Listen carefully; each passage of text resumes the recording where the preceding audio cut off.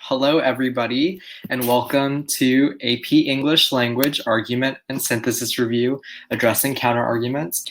First of all, make sure you go check out Fiveable on all of our social media platforms, including TikTok, which was most recently created. We'll let you know when streams are coming up, any news on trivia, things like that.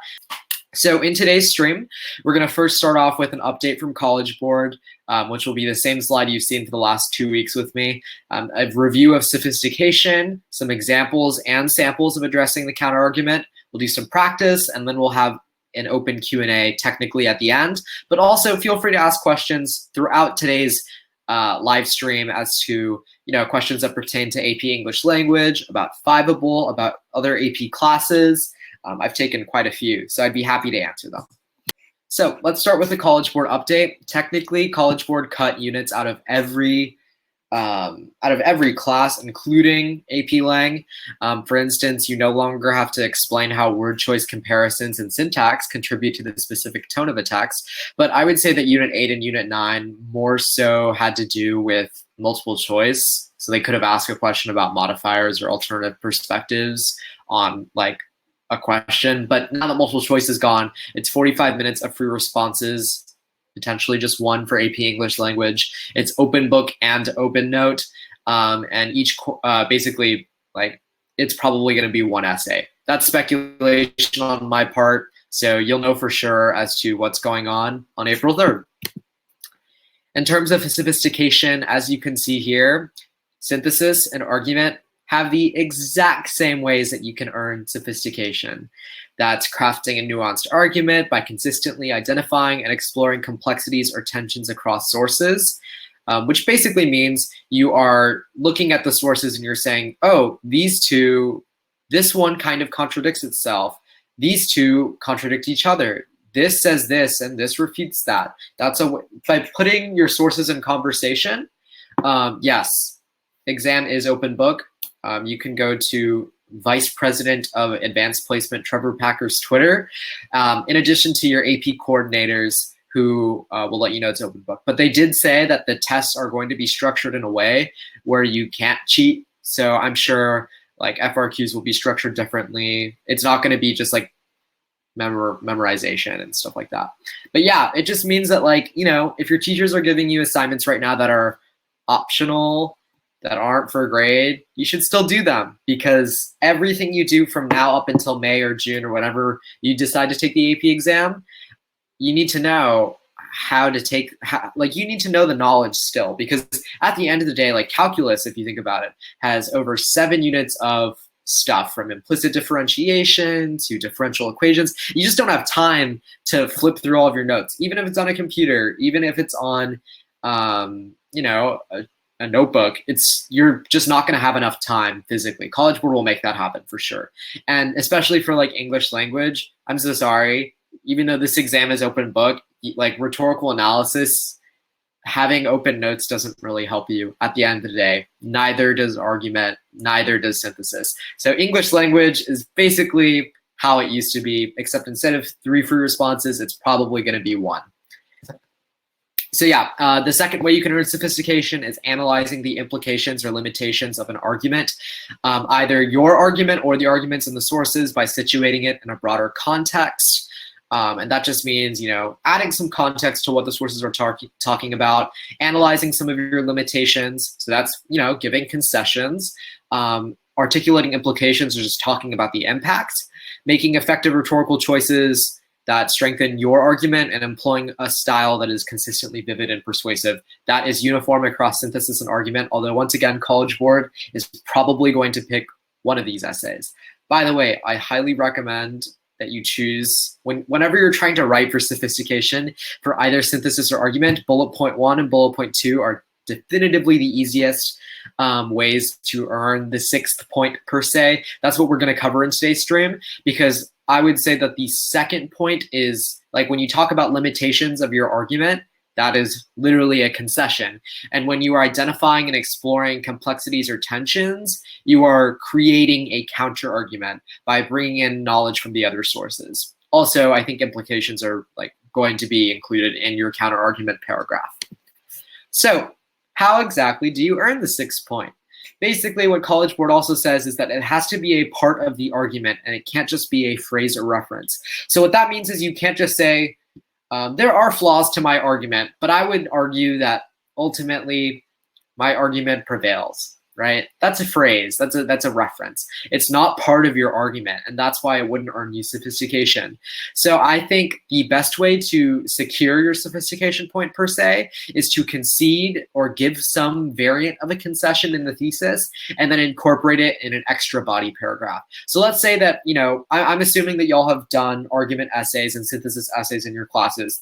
And if you have, you've probably written them where you've had 2 body paragraphs or 3 body paragraphs. So you have your intro paragraph or your thesis statement, whatever you call it, then your body paragraphs and your conclusion. So add an extra paragraph at the end of your content body paragraphs as your counter argument paragraph.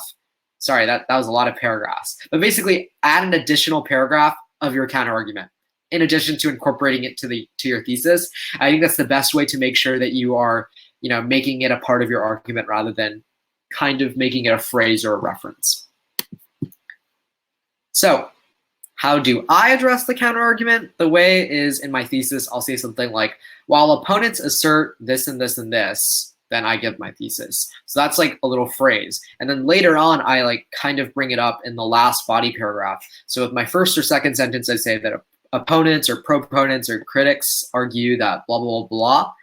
And the next few sentences, I talk about how I rebut it, right? So I give a rebuttal to that concession or that counter argument. And finally, I talk about the implications. I say my arguments prevail because of this and this reason. And as a result, something happens, right? So implications just means, why does it matter at the end of the day? And I think that you can put that in your counter argument paragraph and really strengthen your argument by not only conceding, but also responding and talking about how your argument has more credence and how it creates more of an impact as a whole in society. Okay, cool. So let's look at some examples and some samples. So my example thesis from last year, which I don't know if you've seen last year's topic, but it was basically write about something that you believe is overrated. That's a paraphrase. So what I said is, while political scientists and politicians argue that politics is a force for good, politics is inherently overrated because it has evolved into entertainment. It is a clash of image and it leads to virtually no progress. So essentially what I'm saying here, I'm kind of, giving foreshadowing, a rhetorical device, in my thesis statement and kind of hinting about how later on I'll talk about how politics is perceived as a force of good, but isn't. And I actually do that in my body paragraph here. So advocates of politics assert that the government is the only way to create law that can be enforced and that only certain aspects of politics are detrimental. However, this still makes politics overrated. Although legislation is technically the official way to create change, social change organizations and non-governmental organizations such as the ACLU and Amnesty International create meaningful results such as combating poverty and injustice. Because these organizations lack the partisanship and polarization that our politics possess, non-governmental organizations are in actuality underrated in comparison to overrated US politics. So as you can see here, I kind of do 2 concessions. My first concession is I say that, law can only be enforced if it's done through our government and, our bureaucracy is enforcing, certain elements, environmental regulations and things like that. Yet then I say that social change organizations do a lot independent of the government because they don't have, the gridlock that you see in Congress. There isn't the partisanship. There isn't, Democrats versus Republicans. It's more so trying to create change towards a common goal. So I respond to that argument in my argument essay, and then I sort of give this conclusion that non-governmental organizations are underrated, whereas US politics are overrated. I hope that makes sense. So this is what you could do in an argument essay. I think it's really comparatively easier in an argument essay to give a counter argument compared to synthesis. So we have a question. Should you have this kind of structure for each body paragraph? In my opinion, the answer is no. That's for 2 reasons. The first reason is when you're writing an argument or a synthesis paragraph, you don't want to be constantly rebutting proponents. Instead, what you want to do is you want to advance your argument. So in the first body paragraph, I would start an argument by saying, in my thesis, I mentioned entertainment. So I would say, politics has turned into entertainment. We see this through debates. We see this through how like people are trying to create like one-liners for TV ads rather than actually advance their cause. So in your regular old content body paragraphs, that's what I call them, content body paragraphs, and the counter-argument body paragraph, you don't want to be using the structure of concession, rebuttal, implication. But in your final body paragraph, you know, I think it's a great way to wrap up your essay before your conclusion. So I think that's what the counter-argument serves a role as. I hope that makes sense, Fady. Great question. All right, and I guess we'll look at a synthesis sample. So I think this was a sample essay from 2 years ago. It was basically about the topic of eminent domain, which is basically government seizure of private land. And essentially you can you combine this paragraph with a conclusion? Yeah, I would say so. I think you could then, after this last sentence, Perla, you could add, you know, ultimately, politics is overrated because X, Y, and you can just restate your thesis, because I think that's what you can do in argument and synthesis, honestly. Good question. I think you can make this your conclusion paragraph. It honestly is a stylistic choice. It's up to you. Okay, so this counter-argument and synthesis sample basically said, the most common defenses for eminent domain, while well-intentioned, are ultimately built on flawed concepts, this is a two-sentence thesis, that go against the American value of individual freedom. Although eminent domain might benefit some people in certain cases, the ends do not justify the means. It is unethical and un-American to sacrifice the rights of the poor, the needy, and the few under the guise of the greater good. So as you can see here, they do kind of two concessions. They first say that eminent domain is well-intentioned, and then they say that eminent domain might benefit some people in certain cases. So as you can see, there's that foreshadowing element that I think is pretty useful in your thesis statement and really proves to the AP graders that you are incorporating these concessions and these limitations as a part of your argument rather than just one specific phrase. By the way, this essay earned the sophistication point under the situating the argument in a broader context by talking about limitations and implications. So this is a pretty good example of what you can and should do in the synthesis essay.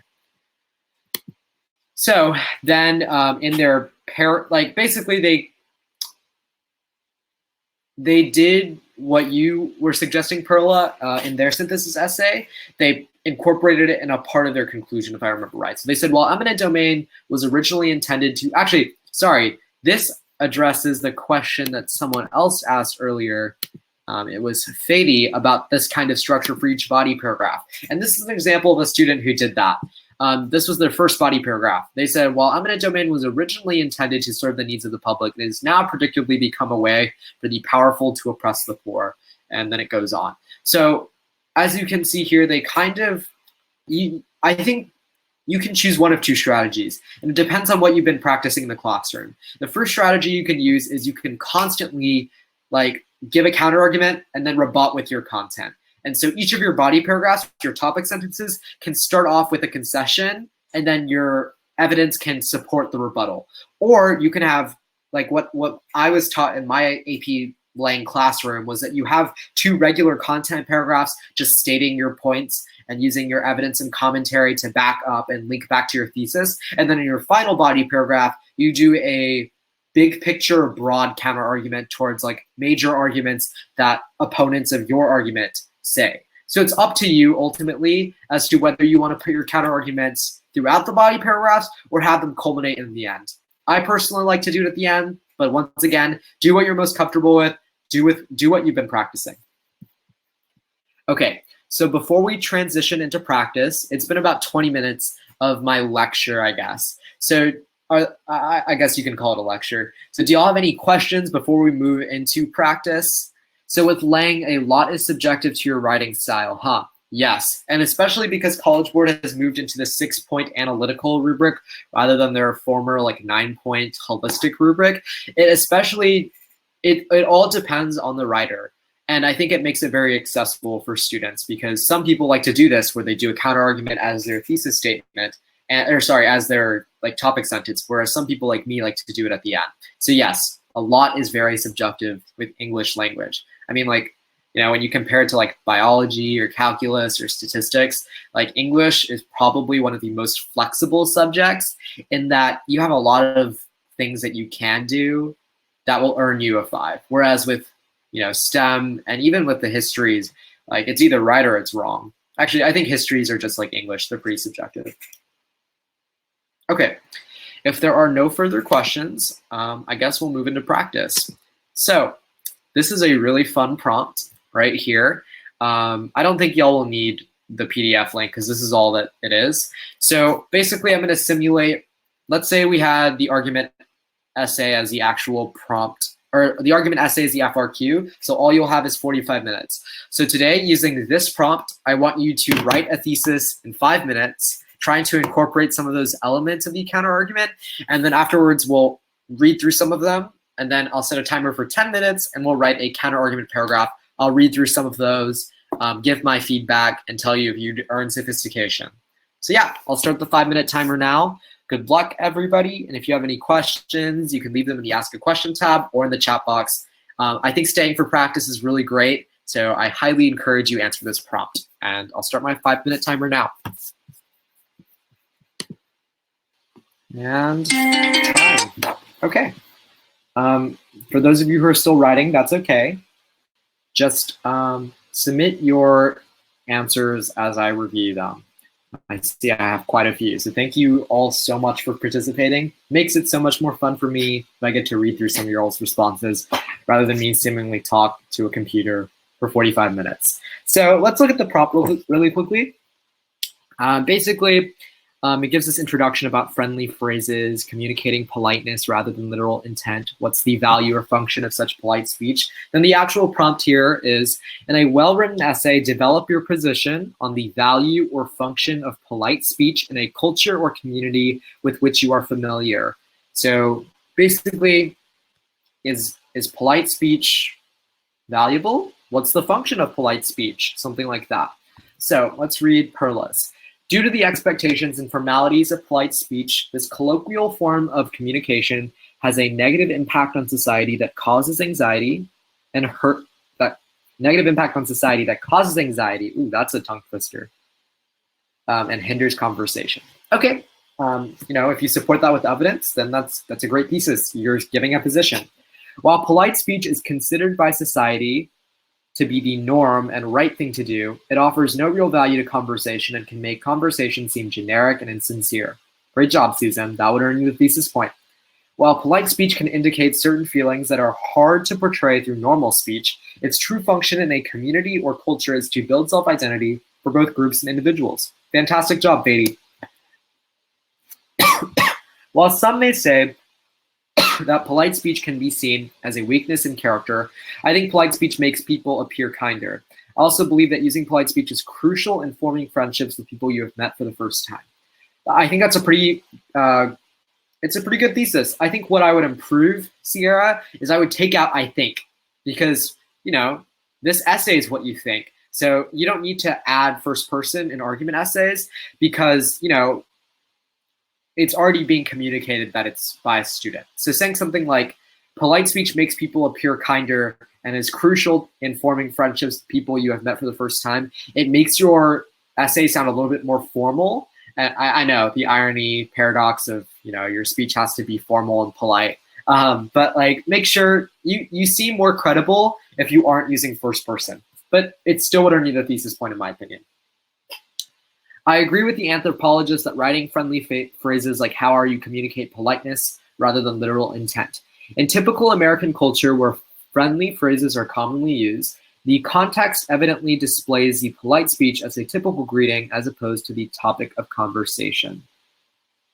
Okay, Queenly, I have to think about this. So I think your first sentence is more so like an introduction. And I think that works. But once again, like I said, with Sierra's, I think taking out the I makes your argument essay seem more professional and seem more credible. So saying something like stating friendly phrases like how are you communicate politeness rather than literal intent, and then maybe like bridge or transition over into your thesis. So then you say something along the lines of the context evidently provides the context evidently displays the polite speech as a typical greeting as opposed to the topic of conversation. So I guess rereading it the third time, I'm getting that you're really talking about how polite speech, the function of polite speech is a typical greeting. But I think the way that you can make your thesis stronger is by borrowing phrases from the prompt and directly answering them. So it says, develop your position on the value or function of polite speech. So saying something like, the function of polite speech is used as a typical greeting rather than the topic of conversation. That more directly tells that AP grader, okay, that's the thesis. I'm going to give him the thesis point. But still, good work. And thank you for answering. Although polite speech has historically contained meaningless messages, in the current COVID-19 era, it has become a necessary mean for maintaining relationships, and I can't say that word, it's either rapport or rapport. Thank you so much for submitting that. That's a fantastic thesis. First of all, good vocabulary. I think you would be on the way towards earning that sophistication point for vivid prose. But also, I think that's a really good example in which you take the broader context of what's happening right now in society and incorporating it in your synthesis, or in your, this was an argument essay, in your argument essay. So that's a great, fantastic thesis. Okay, Ivet, I might be saying that wrong. When speaking to someone in a politely manner, it allows the individual to be productive as well as form a stronger bond with others within a community. So first of all, remember that you won't use adverbs before nouns. So it would be polite manner or speaking politely. And also, I think, once again, I think this would earn the thesis point. What I think would help your thesis a little bit is if you add words, once again, to borrow from the prompt itself. So it's asking, in this case, I think you're talking about the value of polite speech. So you can say, speaking to someone in a polite manner is valuable because it allows the individual to be productive as well as form a stronger bond. Or polite speech has inherent value because it creates productivity, something along those lines. But still, great work. Some values of political speech in a society are that can quickly strengthen relationships throughout school, can spark larger opportunities for the individual giving this speech. So Haley, I'm a little bit confused about what you're trying to communicate, but I think what you're trying to get at, and I think you're doing a pretty good job of making progress towards, is I think you're arguing that this kind of polite speech strengthens relationships. But once again, like I mentioned earlier, I think the best way to strengthen your thesis statements is by using phrases borrowed from the prompt. So saying something like polite rather than political, by the way. Polite speech strengthens relationships, sparks larger opportunities for the individual. Maria type sent, different types of phrases have different meanings, bringing different emotions and reactions. Great introduction sentence. Although friendly and common speech is used in our daily lives, polite speech is used to show respect and bring our customs when meeting someone new or someone with a different rank. Great job. The function of polite speech, last one, but we're not saving the worst for last, we're saving the best for last. The function of polite speech is how one shows respect to another and develops the initial bond of acquaintanceship. This in turn brings forth that the value of polite speech is to effectively communicate one's desire to have a courteous relationship with the other party. It's a great thesis. It's a 2-sentence one. In this case, I don't even know if you had to have the second sentence because it talks about the value or function, but you bring up both, and I still think you would earn the thesis point because you satisfied both. So now I'm going to set a timer for 10 minutes. So, and that will get us to exactly 6:45. And then for the last 15 minutes of today's stream, I'll read some of y'all's counter argument paragraphs. So I'm going to start the 10-minute paragraph now, and good luck. Perla asks, can we use first person in the evidence if it's personal? Yeah, I'd say so.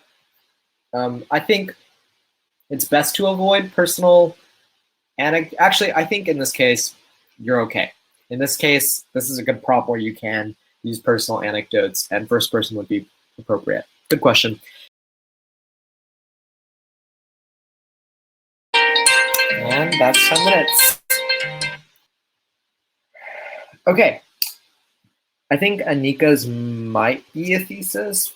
I don't know if it is Anika, but that's okay. We'll look at it anyways. While polite speech may be viewed as morally correct, it should not be used all the time since it does not communicate actual content nor the other person's point of view.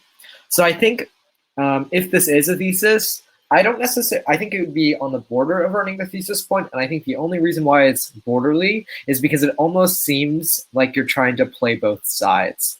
Because the thesis, what College Board is asking you to do is to develop your position on the value or function of polite speech. It's not talking about when you should use it or how you should use it, like how often you should use it per se. So while polite speech may be viewed as morally correct, that's I guess that's like the value or the function.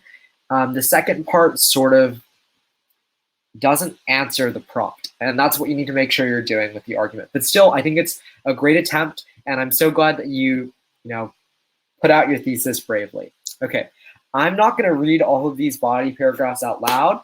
I'm just going to skim them, and then I'll give commentary, because otherwise I'm going to be reading for like 20 minutes straight. So the first thing I noticed, Susan, is I really, really like this topic sentence, and then you move into opponents, and then you move into a however. And yeah, I think that's a pretty good example from your own life about the calculus test and being intimate with your conversation. I think this would get you sophistication. Great job. Okay, Sierra, I think that's pretty great. I think you could develop it a little bit more. I think you could say, you could talk about, like, after the part about the person is uncomfortable with science, you could maybe touch on how, oh, there's more, Susan. Didn't see that. I'll keep reading it. Sierra, I would say that you add a little bit more about what I think you need to do more rebutting it. So you say this isn't a valid argument. And so I think you need to say something like, this isn't a valid argument because like being uncomfortable is something that every person has to deal with before they develop a friendship or a relationship. Thus, I believe polite speech can make people more amiable or amiable. I can't pronounce it. And Susan, that's a great conclusion sentence. So ultimately, good work. Glad you came to practice with us. Okay, I'm going to read all of Fades and then read Perla's. By the way, good use of Gandhi's letter there. It's a really great rhetorical analysis prompt that we covered last week. And yeah, I think that's a really great rebuttal. It also gives context. That would definitely give sophistication. Now I'll read Perla's. Okay, Perla, I think this is pretty good. I think all I would add is maybe some implications. So maybe at the end of this paragraph, I would say, therefore, thus, polite speech, while seeming productive, is not as beneficial as normal, honest conversation. Something like that, something to wrap it up, because it almost feels like an unfinished thought. But still, I think it would be very close to earning sophistication. Good work. Oh, there's more. Sorry. There we go. The common expected response to this question is saying one is fine or good. And Fady, even after reading the third part, you'd still get sophistication. No worries. Okay, one common conversation starter is how are you? Saying one is fine or good. Found it easier to avoid honest conversation. Okay. Perla, I think my comment still stands a little bit. I think when you end with this allows for conversation to become less intimate because polite speech provides an escape from that, I think you still need to conclude and link back to your thesis and maybe talk about the big picture. Otherwise, I think it is a really good example. Okay, and Catherine posted here. Got 3 left. Oh, Anika, I'm gonna assume that's the second part, or yeah. Well, I'll get there. Catherine. Opponents of polite speech claim that it allows for quick communication at an appropriate level of familiarity, where polite speech has been up until recently meaningless because people don't know so many states.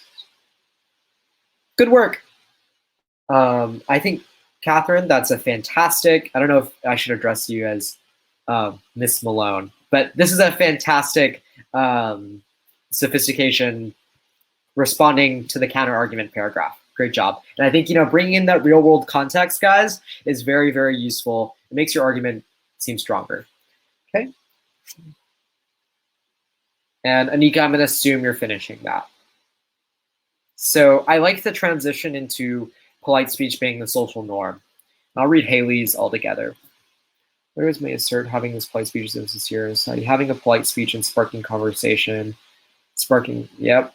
However, using polite speech builds and shows respect. Yep. And great job bringing up literature. That's another way that you can demonstrate sophistication by showing your knowledge outside of the sources.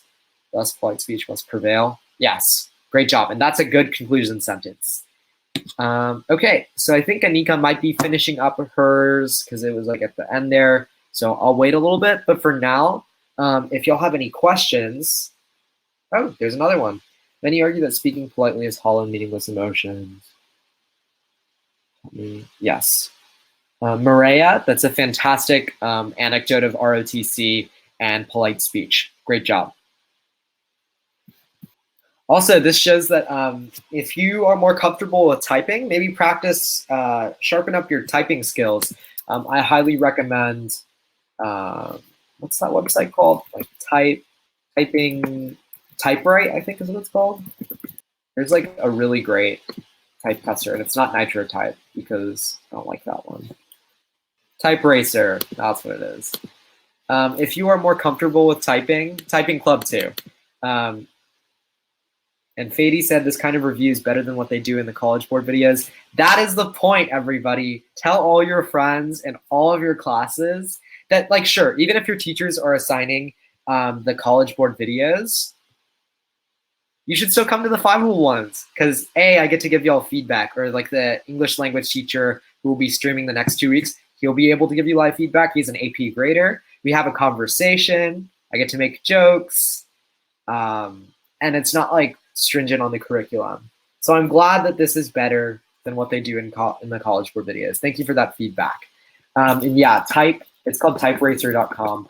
If you are more inclined, I think you are able to type this year. And I know all of the AP English language teachers are probably really angry. Like my teacher was like, we won't ever type any argument, rhetorical analysis, or synthesis essays because on the real thing, you're writing.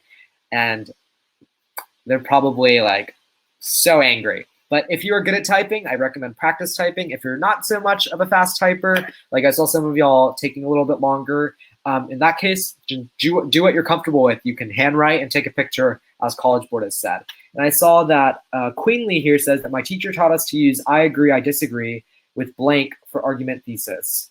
Okay, I think that works. Do what your teacher has told you to do. Honestly, what mine told me to do is probably what your teacher told you to do. What I've heard generically is that you just shouldn't use first person. But if that's what you've been taught and it's what you're comfortable with, keep doing it. Gabe said, many people in our society may assume that polite speech parallels filler words that have no generic meaning or value. Great job with that concession. However, such a belief is invalid. Polite mannerisms actually strengthen the value of the speaker's words and or actions. Through them, the individual who is enabling its use not only bolsters their own reputation, but showcases their speaker's own inherent morals. Great advanced vocabulary. I think you would also make your way towards earning the prose sophistication point. Fantastic writing. In my experience, the usage, I'm not reading this out loud. Good job mentioning respect. Haha, Perla, good joke. Anika said, should I add more? I think maybe just adding a conclusive sentence at the end, talking about how maybe honesty and polite speech often doesn't convey what you really want to hear, and then linking back to your thesis, I think that would really strengthen your point.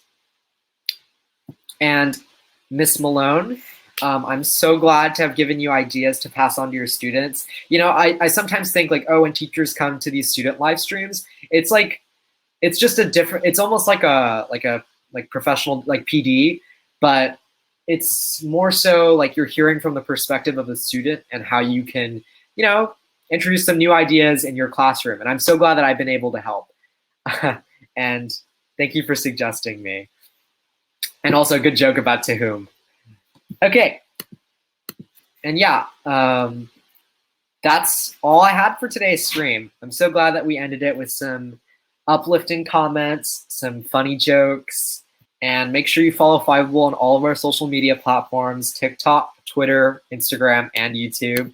So, okay, that seems like that's the end of today's stream. I'm so glad I could have been, I seemed to be helpful. So thank y'all so much for coming. 1 week from today, you will have another great stream covering something that College Board will be announcing. And I'm so glad to have been helpful. So see y'all.